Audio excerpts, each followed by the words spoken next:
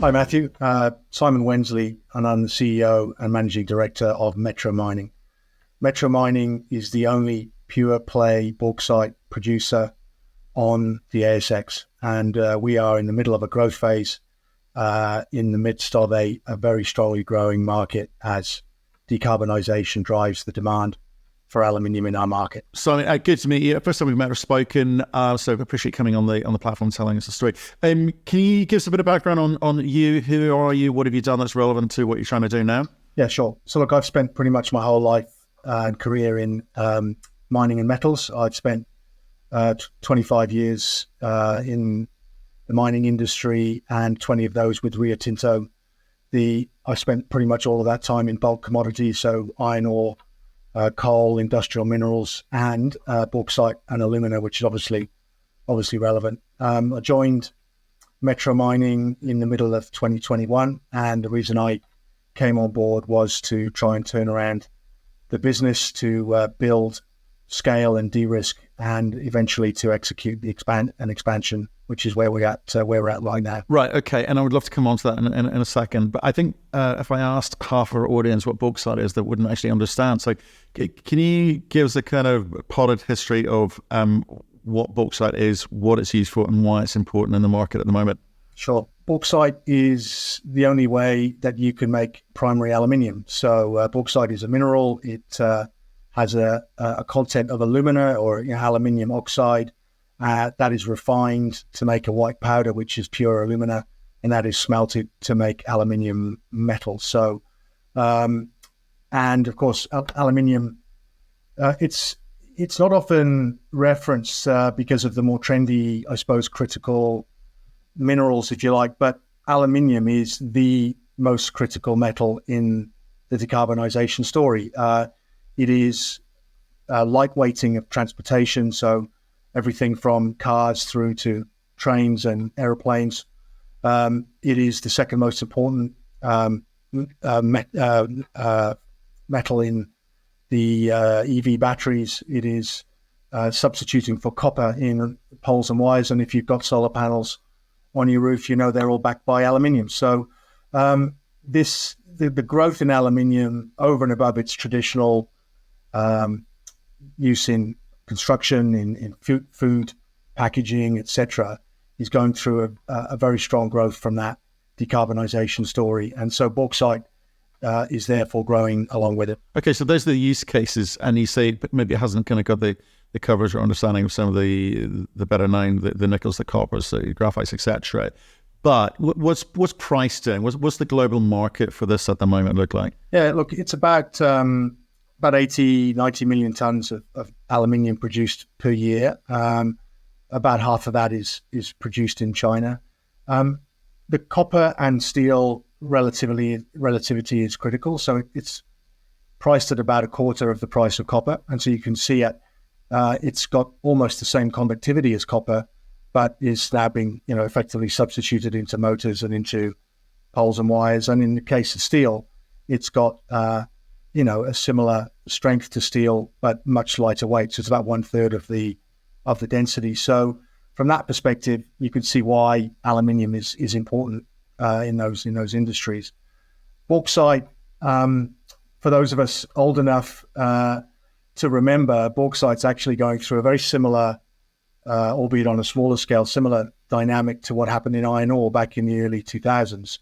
So you're seeing top line growth and demand from the metal that occurred with steel and iron ore, but we're also seeing a reduction in supply. So in particular, where that growth has been occurring and is likely to still occur over the next 5 or so years in China, for example, we're seeing traditional sources of bauxite falling away. So from a quality, from a cost, a safety, environmental perspective, and that's being replaced by a global traded market in bauxite. So not only are we seeing top line growth, but we're seeing a supply constraint that's driving 8% growth per annum at least over the next 10 years, according to the well-placed consultants in the area. So by any measure, 8% growth in bauxite, traded bauxite market is significant. And you said so China's obviously 50% of the production. In terms of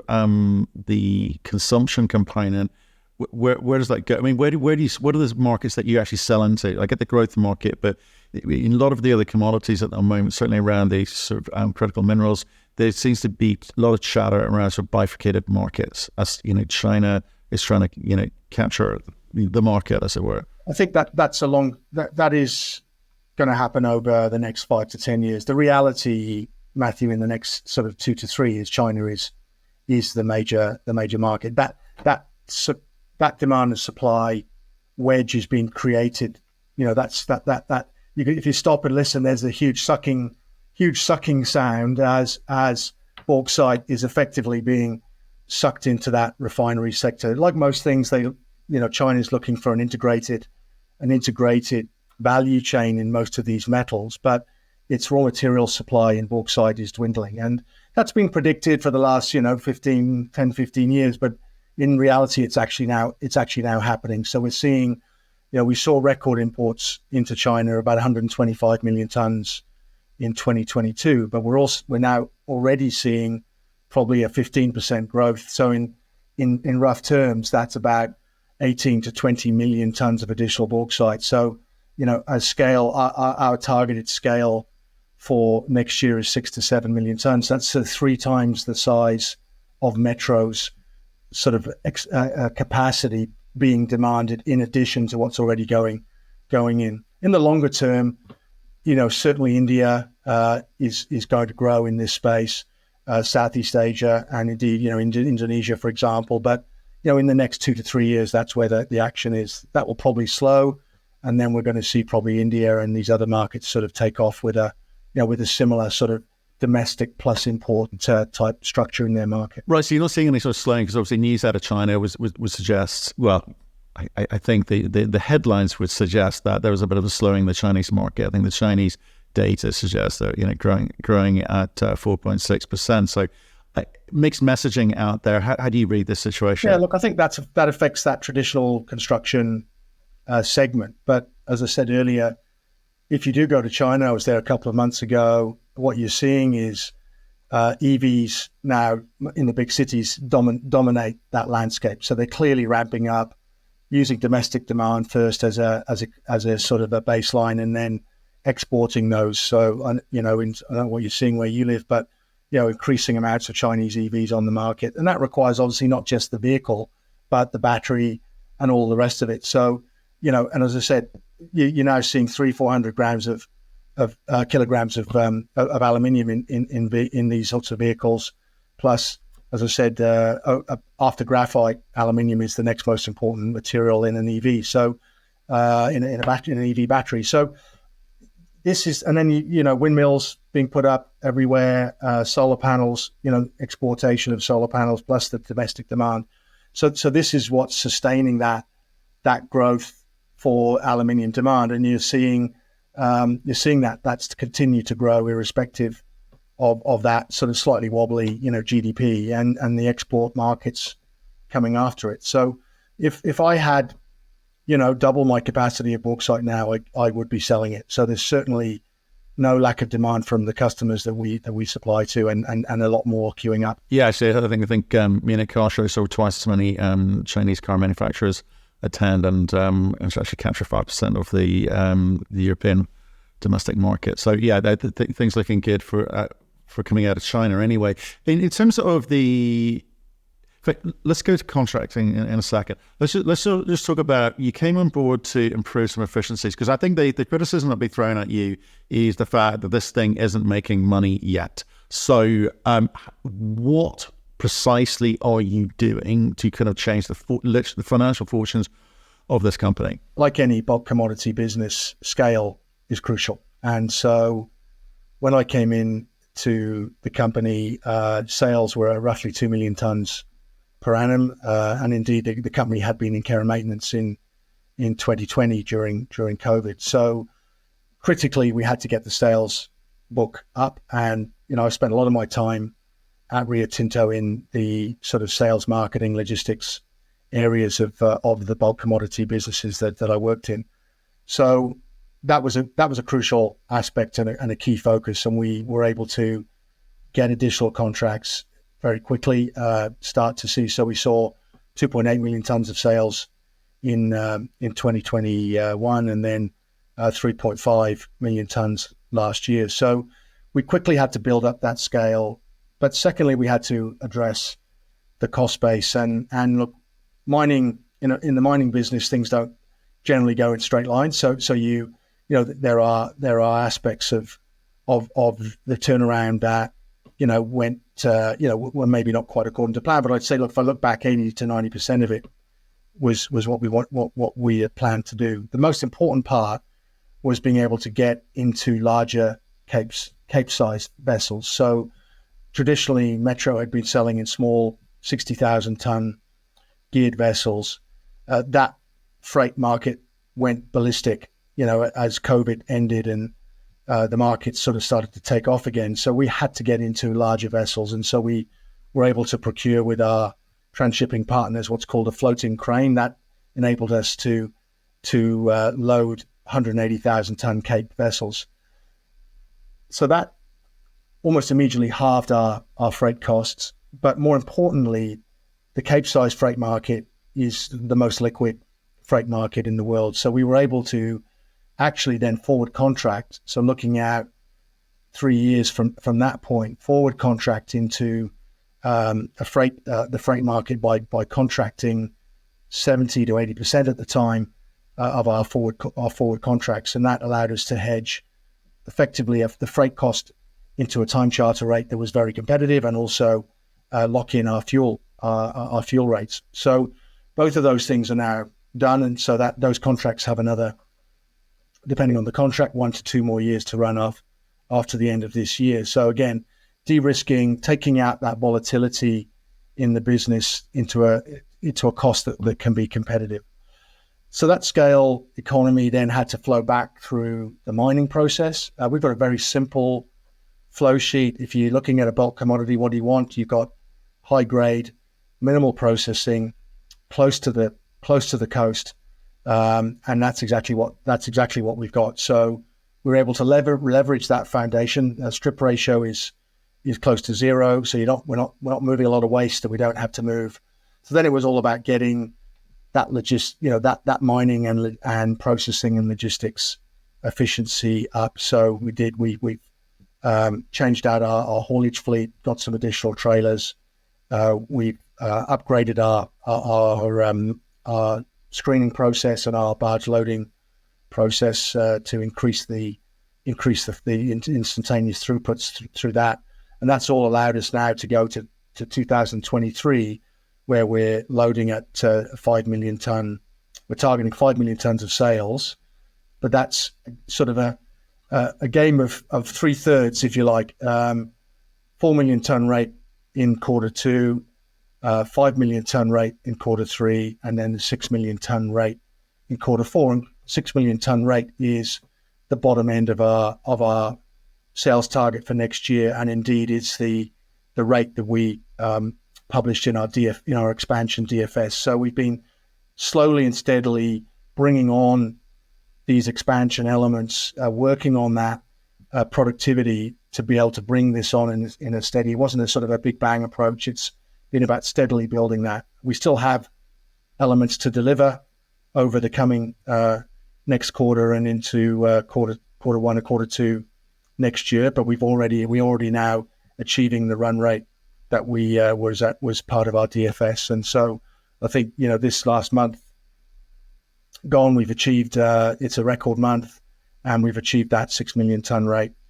So we're already at, for example, we've already shipped 3.5 million tons this year, which is what we shipped for the whole of last year, and we've still got a couple of months left in the year. Right. Okay. So you're going through the process of efficiencies, right? So the Cape-sized vehicles, the reduction of locking in your fuel costs, etc., and everything that you've just described in terms of like going through and looking at the cost side of the equation.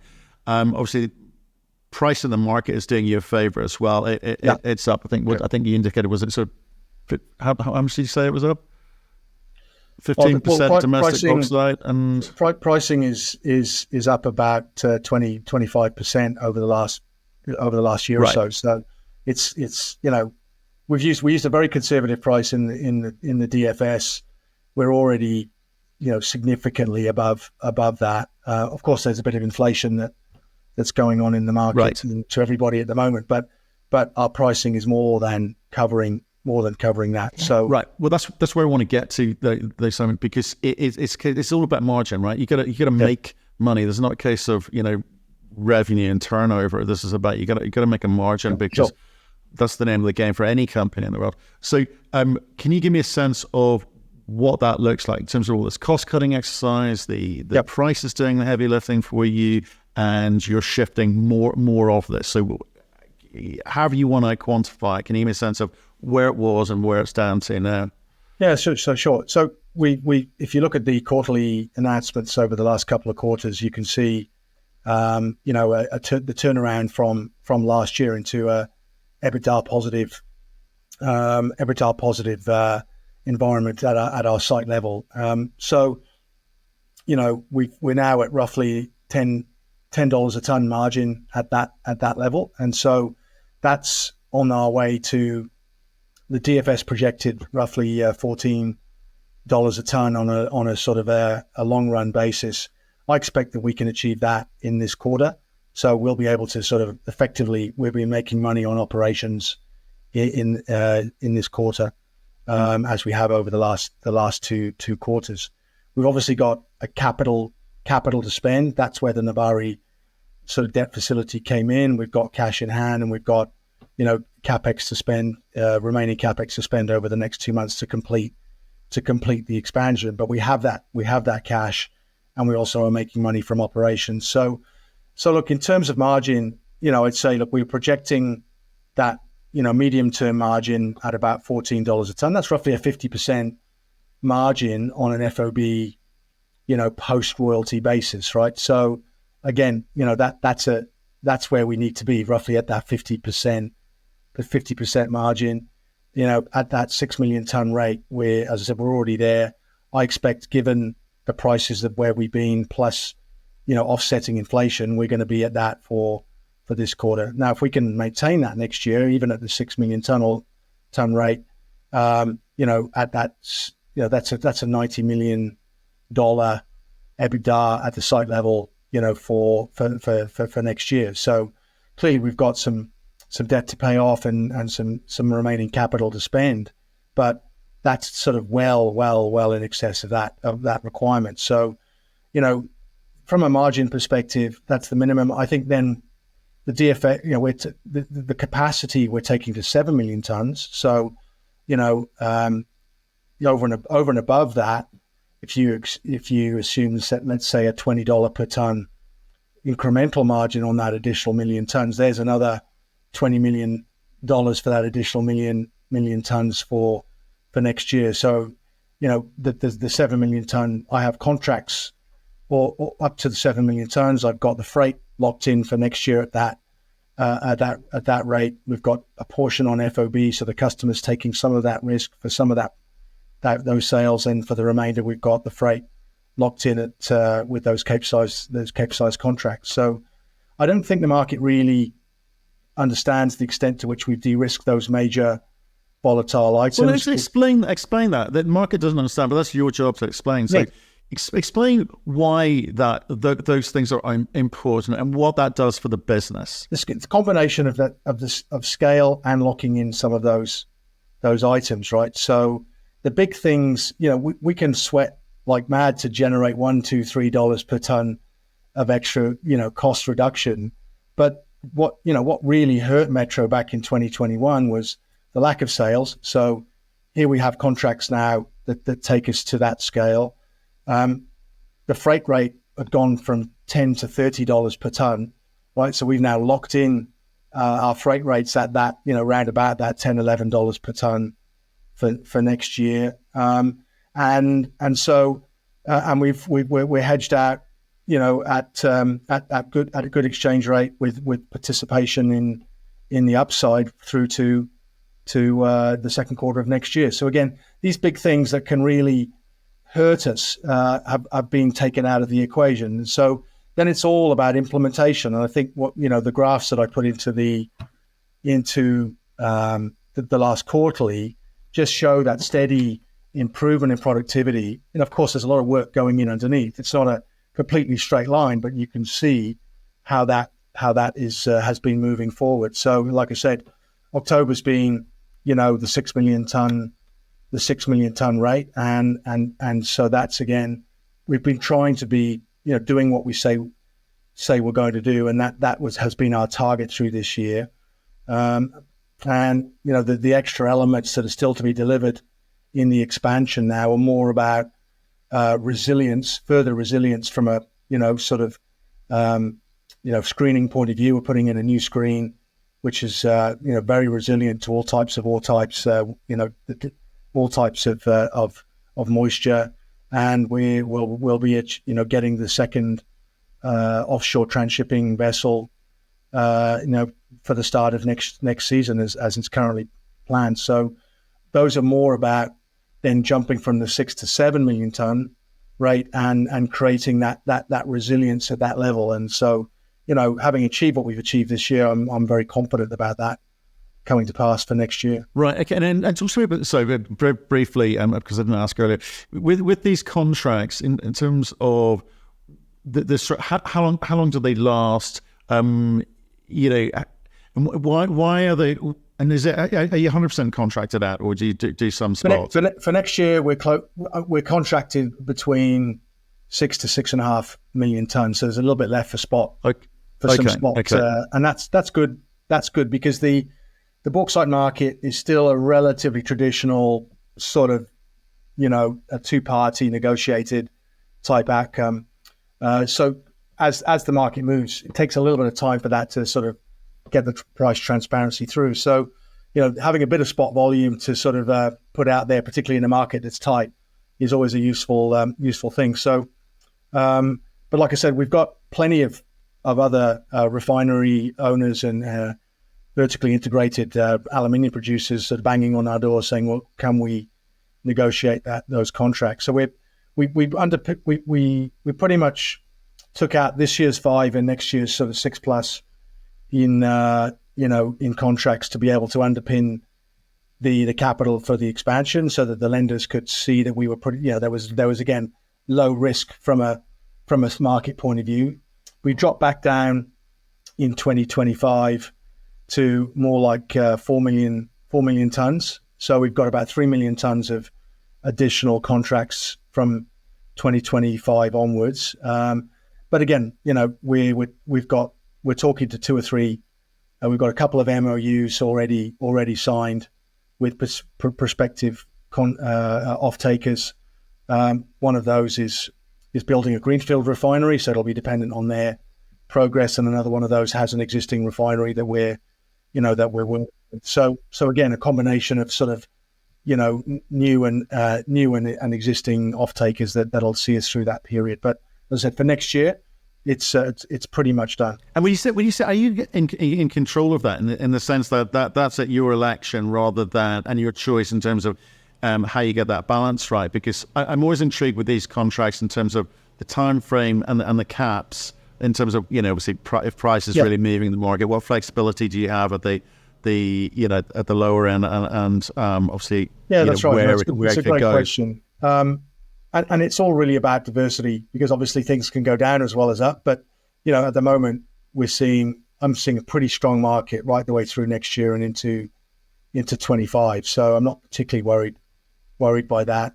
We took out 3 million tons of additional sales when we announced the DFS back in the middle of last year. And as I said, that was really about we're only spending roughly $32 million in Australian in our capex for the expansion. That includes the contingency, and we're pretty much on track with that. And it pays off with the contracts that we put in place. That pays off in under 2 years. So we'll be paid off before these contracts roll off. But we did take out purposely some contracts for next year at some fixed prices. But the rest of our contracts are a combination of negotiated contracts, which will be very much relation to the sort of the prevailing market at the time. And we've got one contract this year which has got an alumina price, our customers' product, a linkage in that, which has performed reasonably well, and we'd be considering that again as a mechanism for next year. So, I guess having sold commodities for a long time, what you want is a nice portfolio of different pricing. It may mean that we lag, the very short term spikes in price, but it does mean it's a robust portfolio. And after coming through what we've come through in the last few years, we felt that was a more prudent approach, and especially given the high returns of our expansion capex. The IRR of that expansion is in the region of 80%, and even that's on a relatively conservative price deck. So, the NPV on that conservative price deck is around $400 million for the 6 million ton case. And as I said, that probably goes up by 20% if you go to 7. If we can get to 8 million tons, which I think we have a shout at as well with the current the capacity we're putting in place, that's another 20% uplift again. So it doesn't take long to get to $600 million of NPV, and we're currently trading, at about 80 million Australian. So, there's the sort of, as we deliver this expansion and people can see those margins coming through, as you say, it's all about the margin, right? So, but the economy of scale here will deliver those margins, and I think the expansion elements we put in place will deliver the resilience from a performance and a productivity point of view that says, well, look, we can now withstand a little, more weather interruptions or more rain, or we can start to expand our season, to a much greater extent and deliver that, deliver what the customers want. So, it's been about picking off those high risk items, delivering those, putting in place the risk reduction, and then on the back of the scale, delivering the expansion pretty much on schedule. No, I get this. There was a lot of moving parts, and obviously, hedging the downside is really, really important. Given off the back of the last 3 years of what most juniors have been through is important, but also not kind of capping the upside as well. So, I think that, pardon me, I think that's quite an interesting part of this. Just also in terms of inflation, right? Because we've seen a lot of companies really struggle with when it's come to delivering either on the capex side or even ongoing opex side. You've kind of addressed the fuel component here now. Also, I guess the simplicity of the flow sheet means there's fewer moving parts, and I guess fewer moving parts where prices can perhaps get out of control. So does that help you any? Is that something that you've again locked in terms of the kind of OPEX costs going forward? I guess we'd lock from a mobile equipment point of view, in terms of the capital, we'd locked in most of those purchases, sort of beginning of last year. So the prime movers and the trailers, etc. We didn't really need much more mining equipment. The utilization of our mining gear was sufficient to deal with the 7 million ton upside. And the tugs and barges, for our contractors, tugs and barges, again, sort of prices sort of locked in a little while ago. The floating terminal is going through a refurbishment in China at the moment, and that looks to be broadly on track. We'll probably use up some of the contingency that we had in there on that, but again, it's it's the risk on a $4 million refurbishment is, and one reason we took this opportunity to purchase an existing vessel rather than to build a new one. The risk on a $4 million refurbishment versus a $15 or $20 million new build, is obviously very, very, very different. So again, it speaks to our approach from a risk management point of view. So that speaks, I think, to the capital So the operating costs, look, fuel, when we were doing our budget beginning of the year, we were looking at, I guess, what most people do. We look at fuel, Singapore futures, and then plot that out. I mean, obviously that hasn't come to pass, and that has impacted us. So of the, sort of probably $3 a ton that we're above where I was hoping to be at this point, that, probably at least half of that, if not 2/3, is the fuel component. And then I think labor, look, Australian, I guess, government labor policy hasn't opened up the markets as quickly as we would like, and we are struggling. The mining sector is booming in Australia generally, and whether it's obviously coal has been phenomenal for the last couple of years, and you've got the new minerals, and even iron ore is people moaning about $100 prices. I remember when iron ore was $30 a ton, right? So you sort of, it's still a pretty strong environment, and the big three are continuing to expand. So it's a hot market for labour. We're lucky to have a local workforce based in that northern Queensland that like working for us. They were small, we're a small company, and we have a relatively sort of friendly shift roster, etc. But nevertheless, we are having to compete for labour, and we're seeing probably 5 to 7%, across the board, impact on labour and other materials. And so, whilst the Aussie dollar is weak, that means, anything we import obviously goes through that inflationary environment. So look, overall with fuel, it's, in that 5 to 10% sort of area, I'd say. Okay. Look, Simon, I think that's a really good first kind of run through, and I get a sense of what the business plan has been and what it looks like going forward, and what you're focused on. So look, appreciate your time today. Stay in touch with us. Let us know how you kind of move through the phases, because I think you're kind of at an interesting point and a little inflection point for you. So appreciate your time. Thank you. Great. Okay, Matthew, thanks a lot.